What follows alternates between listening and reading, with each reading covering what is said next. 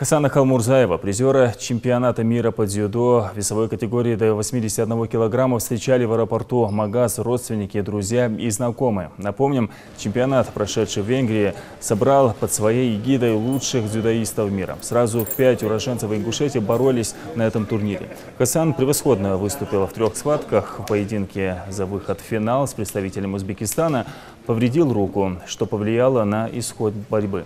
Однако, несмотря на это, в схватке за бронзу одержал победу.